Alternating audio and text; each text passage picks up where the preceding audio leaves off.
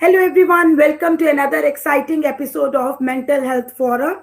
And we are doing this show in collaboration with Savera and CCHR. And you all know that every time we try to bring something new, some new topics. And our today's topic is healthy alternatives for life and living. So before we talk about something about the topic and the reason we are doing show, let's welcome my co-host Kim Cullen. She executive director of CCHR. Hi Hi, Kim, welcome to Everyone TV.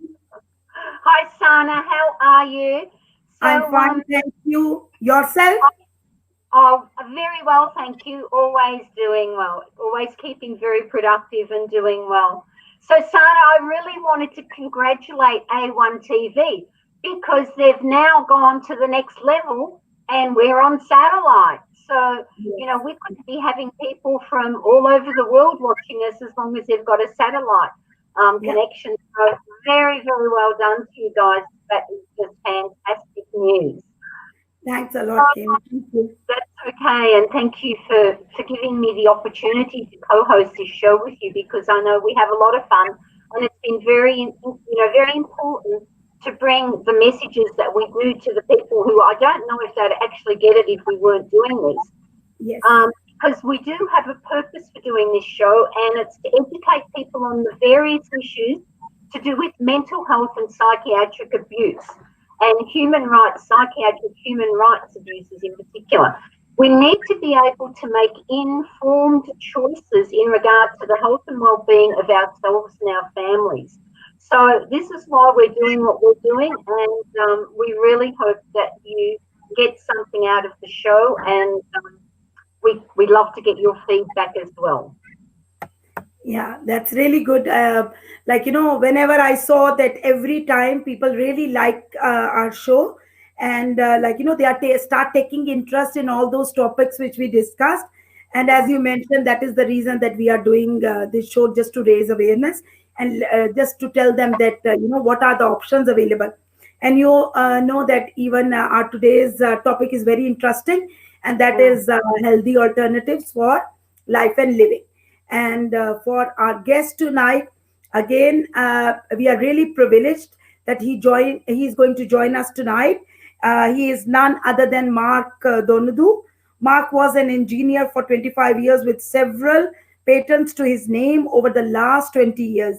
He has had extensive experience researching vegan health and the environmental impacts of a plant-based diet. He is the president of Vegetarian and regularly presents talks on webinars and podcasts. Mark is a founder and director for World Vegan Day Melbourne, which is one of the biggest vegan festivals in the world. He has Mm. spoken at many major events around the country. Mark has also been recently interviewed on Channel 9 for his comments on health, as well as on many popular radio stations like Radio National, the ABC, 3AW, and many other radio shows as well. And now we are really privileged and we are really proud to announce we have him on our show tonight on A1 TV. So let's welcome Kim, our show for tonight, Mark Donald. Well, Hi, thanks. Mark. Hi, thanks, Anna, and thanks, Kim, for having me on. Yeah. Our Now we are pleasure. Yeah. And we are really excited because you are going to discuss the healthy alternatives. And plus, when we go through your profile, and even now our viewers also know, it's so many interesting things like you are doing, and plus, the vegetarian festival and all that. So there are so many things to discuss, Mark.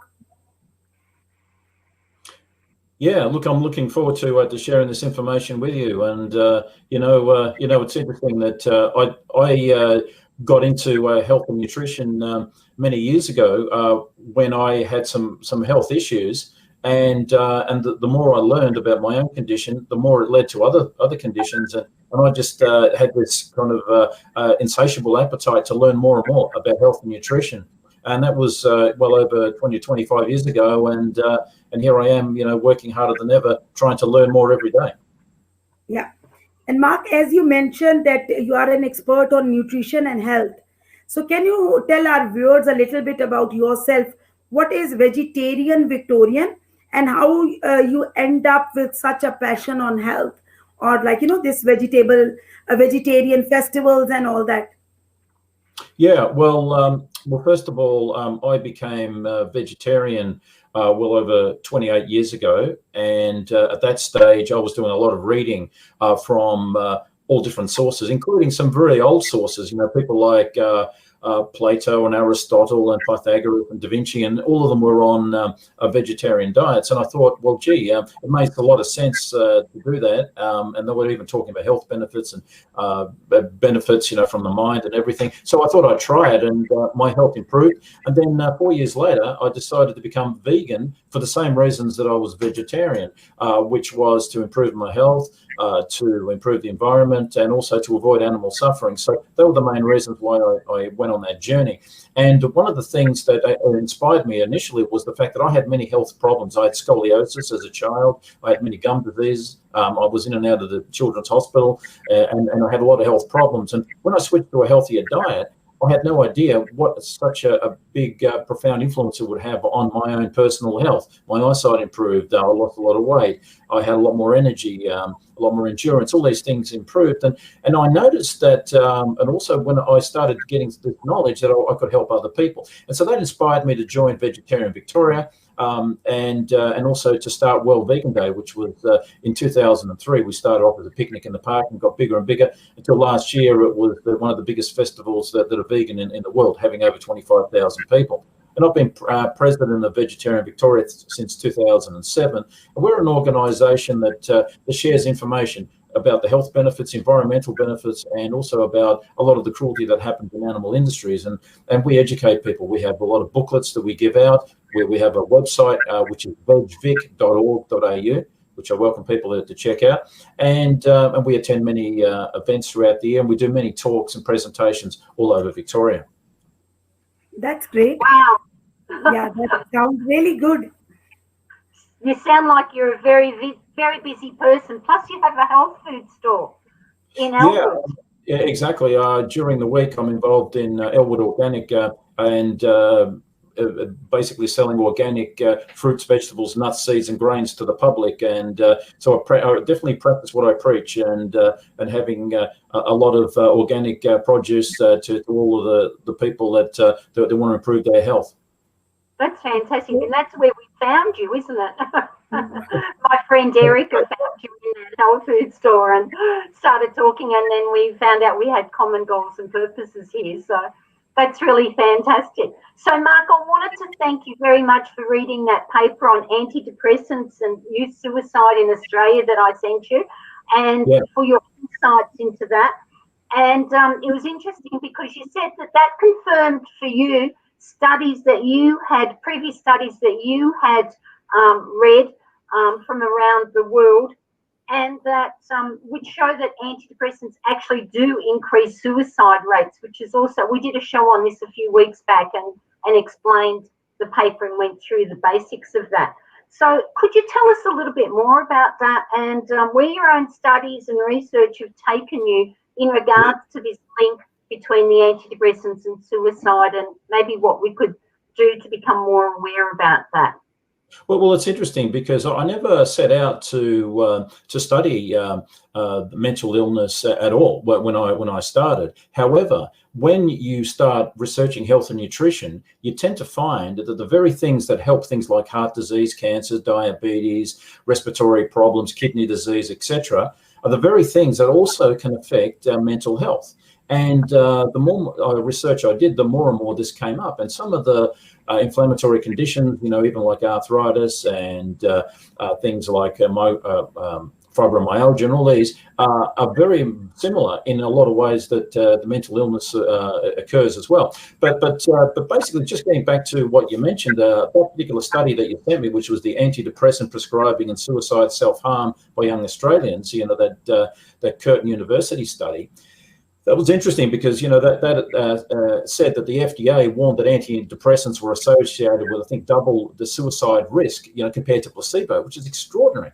And it even said that taking antidepressants, more young Australians are killing themselves and self-harming, when they're taking these antidepressants. Now, when I read that, it struck a chord with me, because I remember reading other studies, for example, like the McGill Journal of Medicine, which basically also found that the antidepressants not only were not any more effective than placebo, but also presented a lot of extra risks as well, which they call side effects. And then there was these others, like other studies from 2012 that did meta-analysis, and they looked at the effectiveness of antidepressants, and they found that looking at so many trials over 5 decades, the industry was saying that they have a big improvement on reducing depression and improving these Hamilton depression scores and reducing suicide risk, until a paper came out from the New England Journal of Medicine 2008 that basically inspired researchers to apply to the US Food and Drug Administration, the FDA, for the Freedom of Information Act, to get access not only to the published data that the pharmaceutical industries were showing, but the unpublished data. And when they got that, they got a very, very different result, because according to the published literature, yes, the results of nearly all of the trials of the antidepressants were positive. However, in contrast, the FDA analysis of the trial data showed that roughly half the trials had positive results, and the other half, which was the unpublished, had negative results. And that put a huge spotlight on the whole topic of how effective really are these antidepressants. And in fact, the Journal of Psychiatry and Clinical Neurosciences 2014, this is what they said. They said, not publishing negative results undermines evidence-based medicine and puts millions of patients at risk for using ineffective or unsafe drugs. One striking case involved the withholding of negative findings from clinical trials of the effects of selective serotonin reuptake inhibitors on depression. And then there was a German paper of the same year that basically said that analysis of published data and unpublished data were hidden by drug companies, and they reveal that most, if not all, of the benefits are due to the placebo effect. And the similar journals were saying that the pharmaceutical industry is the most profitable and politically influential industry in the USA, and the financial conflict of interest is more prevalent in psychiatry than in other specialities of medicine, which is the reason why we're getting such a distorted kind of view. Now, getting onto some of these the side effects. One of the German study from 2014 actually says that over 70 to 80% of the patients who were taking these antidepressants had sexual dysfunction, and approximately 20% of the people attempted to quit taking antidepressants showed major withdrawal symptoms. And instead of curing depression, popular antidepressants may induce biological vulnerability, making people more likely to become depressed in the future. So the very thing that you're buying that is supposed to help you with depression, one of the side effects is it's going to make you more depressed. Can you believe this? This is what the actual study said. Now, there was another one from the Journal of Medical Ethics 2011 that this is, and I quote, this is what it said: given the well-documented severity of side effects associated with them, should physicians be prescribing sugar pills instead?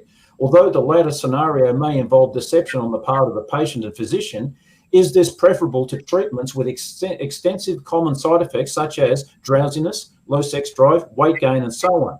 More especially, there is a possible link between suicidal ideation and such medication. In other words, one of the side effects of the drug is it's more likely that you're going to commit suicide, the very thing it's supposed to help you with.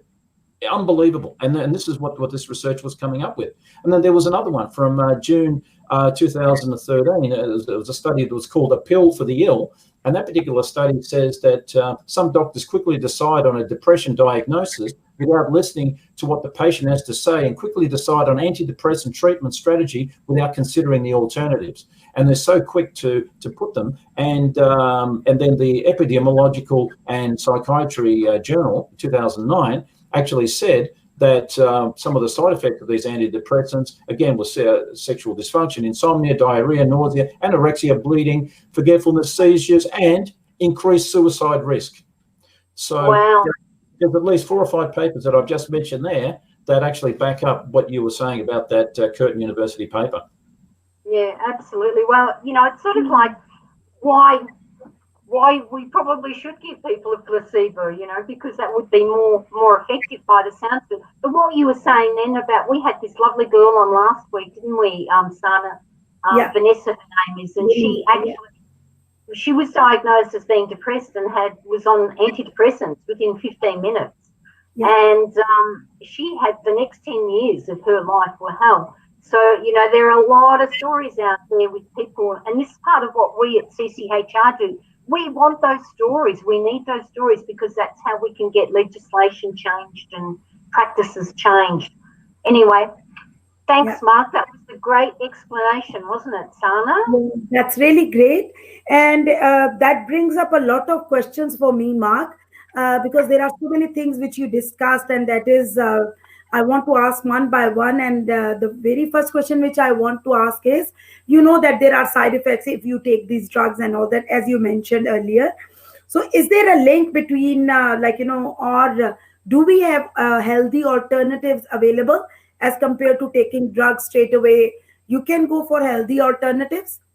Yeah, there are lots of healthy alternatives, such as take exercise, for example. If you take that, there was a very famous journal article from about 1999, over 20 years ago now, the Archive of Internal Medicine, and they actually put people on a regimen of either medication and exercise, and they found that the Hamilton depression scores on the exercise group dropped from about 18 all the way down to about 5, which was extraordinary, and without any of the harmful side effects of these antidepressants.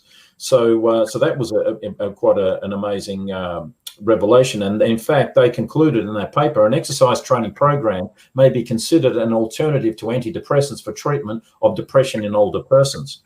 And there was another such study talking about exercise on the Internal Psychiatry and Medicine journal in 2011, titled Exercise for the Treatment of Depression and Anxiety. And there they concluded that exercise compares favorably to antidepressant medications as a first-line treatment for mild to moderate depression. And then there was another one on the psychosomatic medicine, 2007. And this was probably the biggest study, to our knowledge, of exercise and looking at major depressive disorder, MDD, conducted to date. And then they had 3 groups there. They had people that were taking medication, those that were exercising at home, and then those who were exercising outside, and all of them dropped the suicide rates and also depression rates dramatically on the exercise regime. And those results confirm and extend previous findings that exercise was comparable to antidepressant medication in the treatment of patients with MDD. And that's just looking at the Hamilton depression scores. Now, if you were to take the side effects of the drugs, including which increase depression, well, then exercise comes out hands down as a far better solution. And there was, I think, one more study, which was in 2014, which was the Medical Science Journal, Sports Journal. And again, it said, looking at a meta-analysis, they found that exercise at least had moderate antidepressant effects compared to no treatment and placebo. And at best, exercise has a major effect on reductions of depressions and all symptoms that could be categorized as a very useful and powerful intervention. And then it said, while studies support the use of exercise as a treatment for depression, exercise is rarely prescribed as a treatment for this common problem. In other words, one of the things that the researcher said was a real issue is that it's so rarely recommended by psychiatrists and people in that field, and yet it is so incredibly effective. Very rarely is it actually used. Wow, that's phenomenal.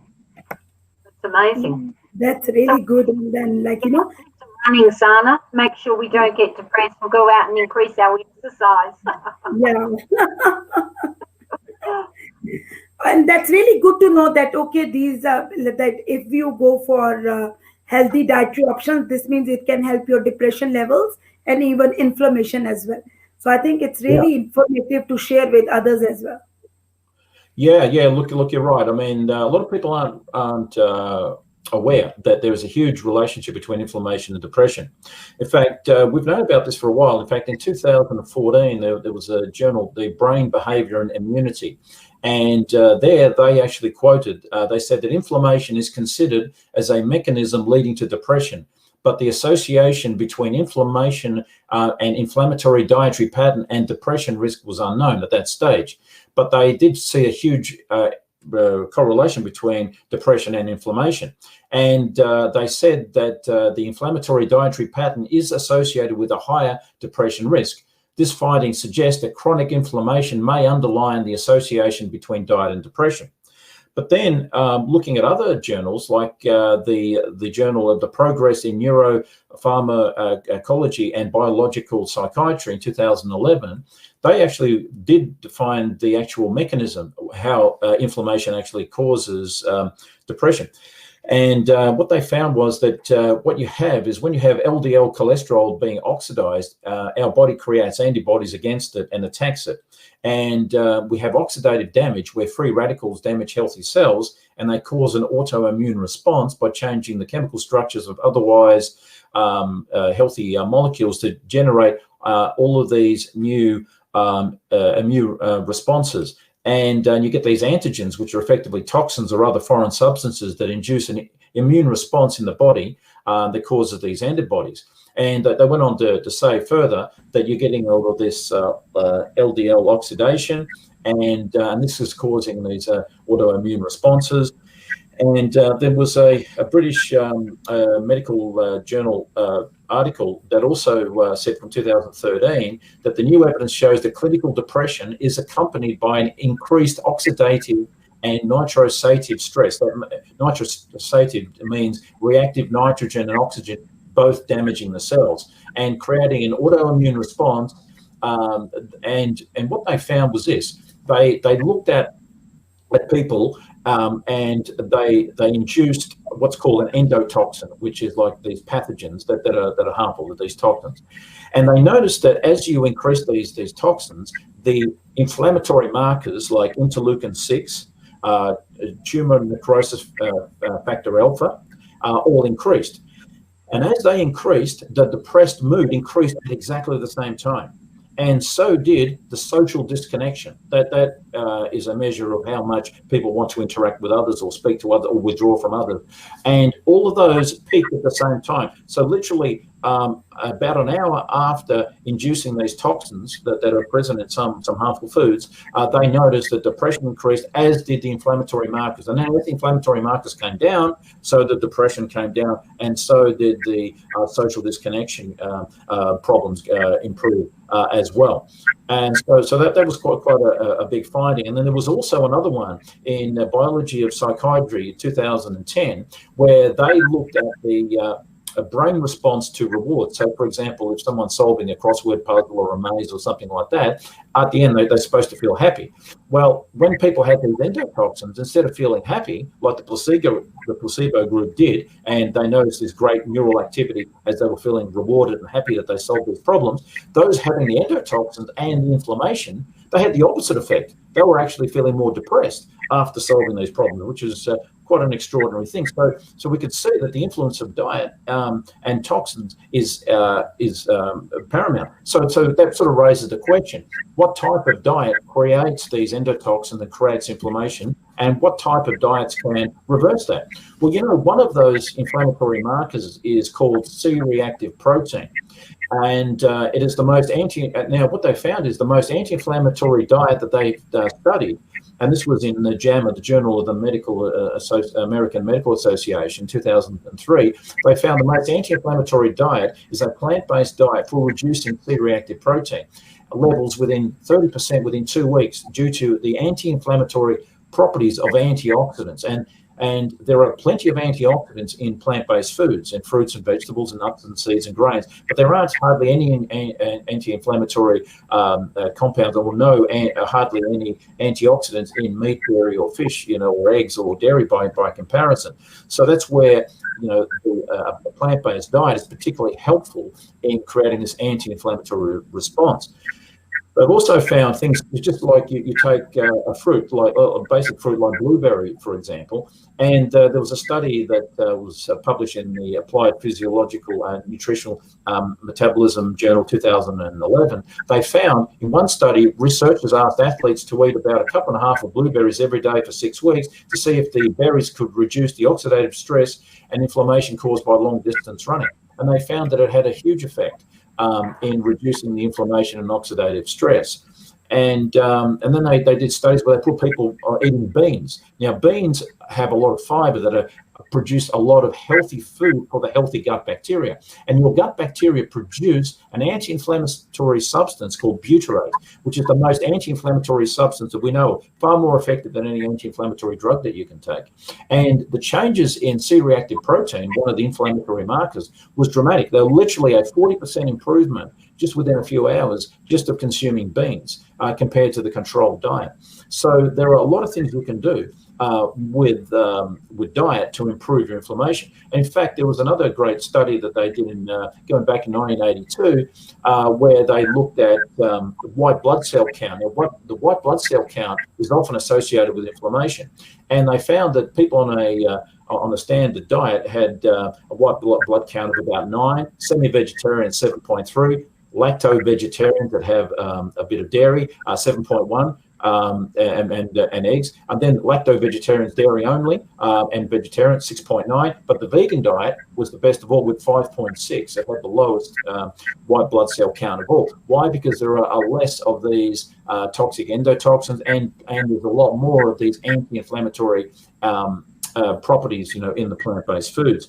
And in fact, when they looked at another type of condition that is very much related to inflammation, rheumatoid arthritis, they found that the control group was about 30% worse than the whole food vegan diet group. And this was in the Journal of Rheumatoid Arthritis and published also in the American Clinical Journal in 1999.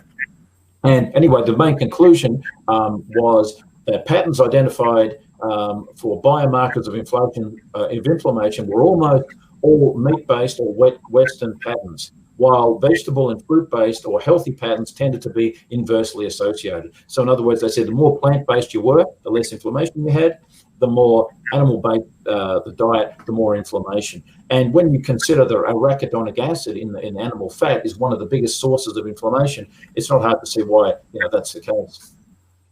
Wow. That's great. Yeah. That's amazing, Mark. And of course, there are so many questions around it. But I think Kim got some question to ask. How are we going for time, Sana? Yeah, it's all right. We still have some time to ask. Time left.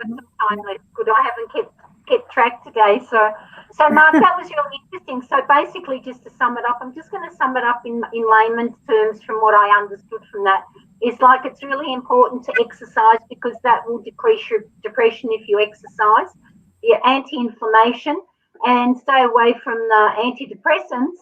And if your psychiatrist or doctor suggests that you should have them, look for other alternatives, and perhaps you can get onto Mark's website and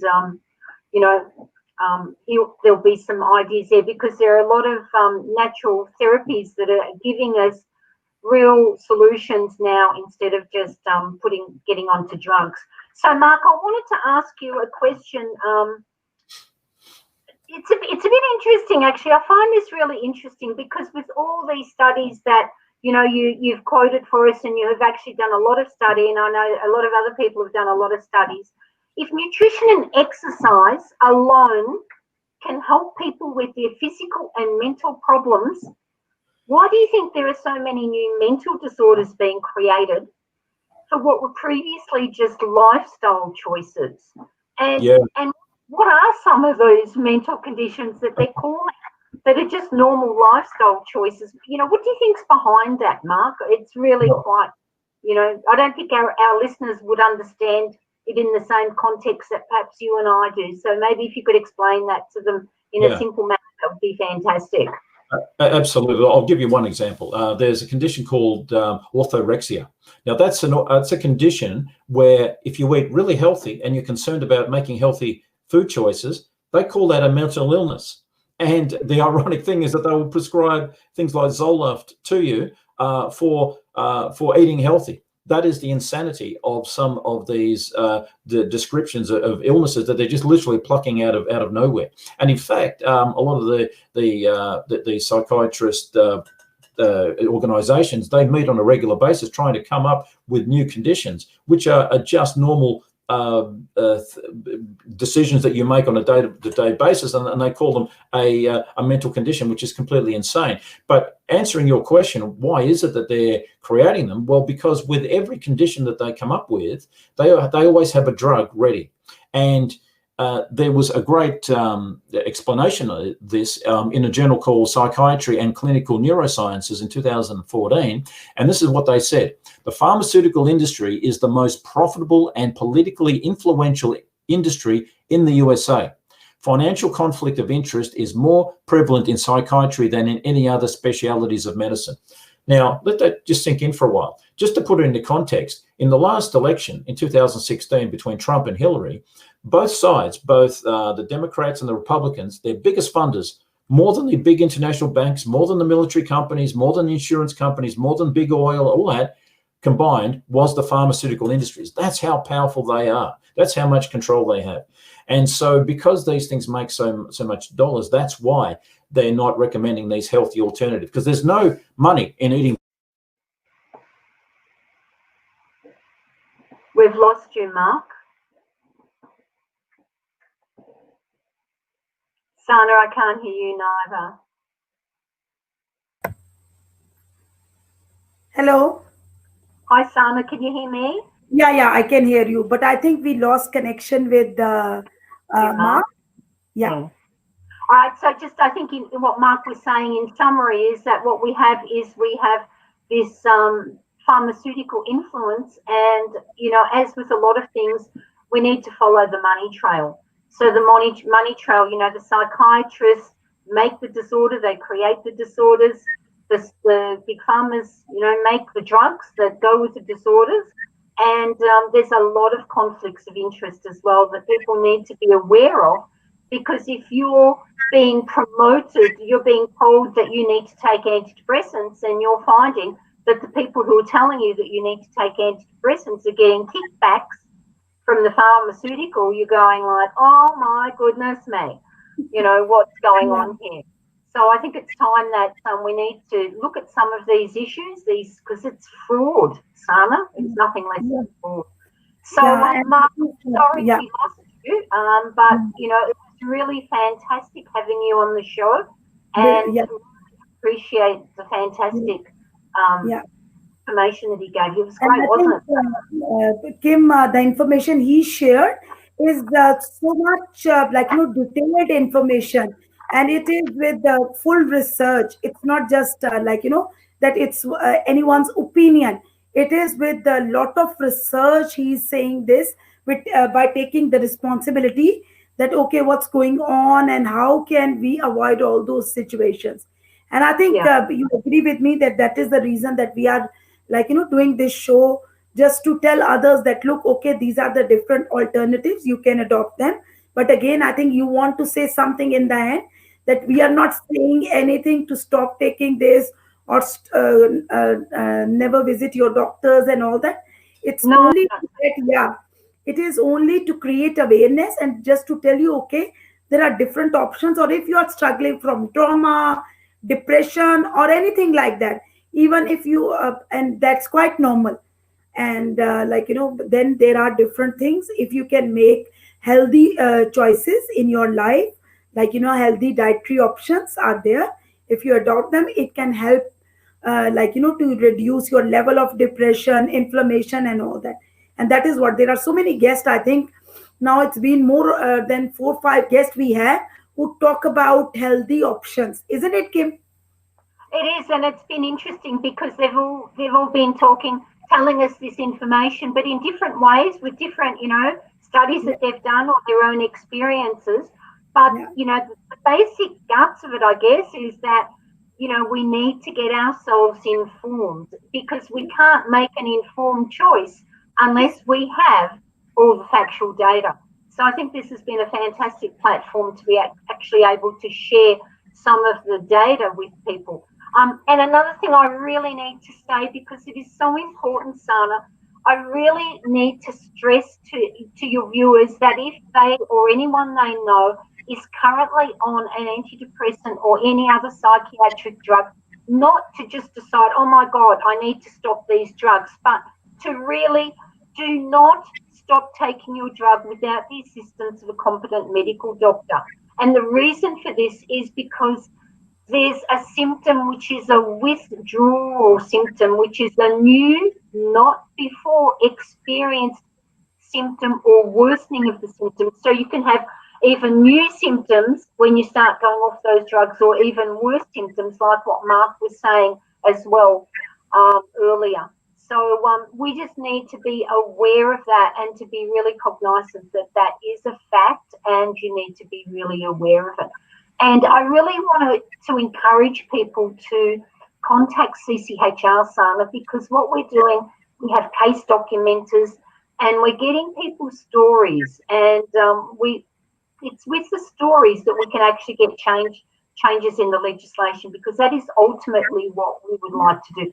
We would like to have a situation where, people go, if they're not well, they get the choice straight away, and antidepressants and psychiatric drugs are just like, they become like old hat, and no, we're not going to do that now. Let's do exercise and healthy eating for a start.